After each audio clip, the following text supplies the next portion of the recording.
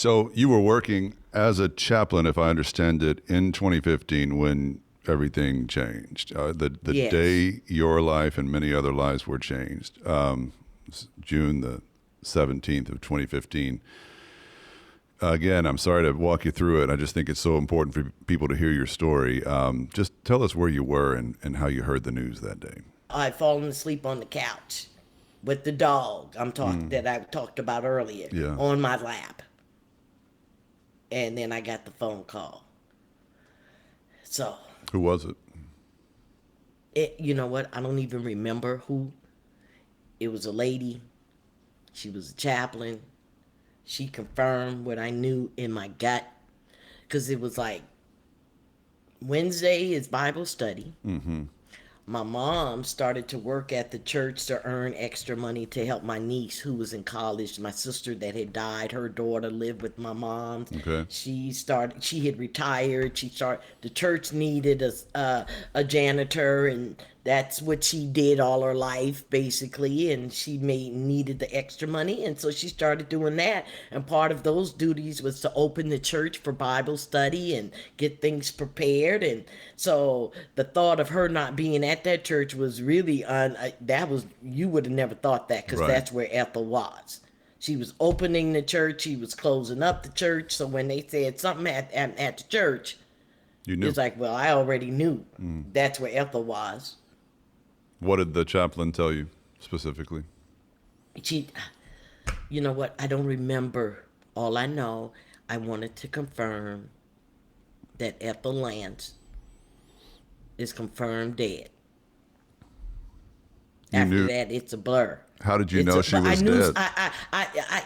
It wasn't like I was praying and hoping she wasn't dead, but I knew something had happened to her. Yeah. I just knew something had happened to her. Can't tell you how I knew that, but I knew that. So tell us what exactly had happened. That what? Dylan Roof, a 21-year-old little crazy little boy. That's the way I look at him. You know, this little boy, confused, indoctrinated, some mental health issue that his family and himself always hid. All kinds of craziness is what happened in that church.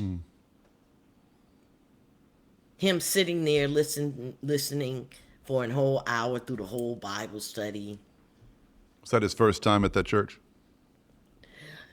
From my understanding, he had scoped out the church on maybe one or two occasions where he rode around Charleston and went to the beach with his flag and all of these crazy What flag? things.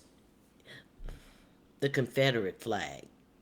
So when you say this young man was indoctrinated, he was indoctrinated into white White supremacists. supremacy. Off from the internet, off the dark web, wherever it is that these type young, confused young men go Yeah. He had to feel like he's not a loser in his life, because he's a loser, the reason why he's a loser is because black people and Jews and everybody else making them losers. so that was his first time actually going in the doors of the church, and he sat through In the doors of the church, yes. Right. Yeah, and he sat through the Bible study, and then at some point in the evening just began. When it was over, they were all standing in a circle with their eyes closed and their heads bowed, and he pulled out his gun. That's what happened. Yeah. And your So mother. the one thing out of all of that, my mother died in a place that she loved, in a place that was holy ground to her. And whatever people think about heaven and hell and who goes and whatever, I knew that Jesus was waiting with his arms open for my mom. So even out of all the evil, white supremacy, all of that, He did not cause the race war he thought he would. Dylan Roof, you mean? So, That's what he was aiming yeah, for. Yeah. yeah, Now, in the 48 hours between, hearing the news, being devastated, I assume it just completely shattered you. right. 48 hours later, Dylan Roof had been arrested, was being arraigned, and you were watching this happen. It was televised. So you were watching this happen from Dallas. Is that right? Yes. Talk us through that experience and what happened during that hearing. The families were gathered at the courthouse. I was in my bedroom mixing around with the TV on because during those first couple of days I was in a fog. Sure. I hadn't had a shower. I was just crazy. Yeah. Shell Walking shocked. around, drinking coffee, and I'm a smoker. I was smoking cigarettes and walking around looking Yeah. stink and all of the whole stuff. And I heard my sister's voice. And I went into the living room, and there she was talking about, I forgive you. And I screamed like the scream when the chaplain told me my mama had died. The whole of my heart could not understand that. I'm like, and then I'm thinking to myself, wait a minute. This is what my sister's talking about. Take some real thing here with God now.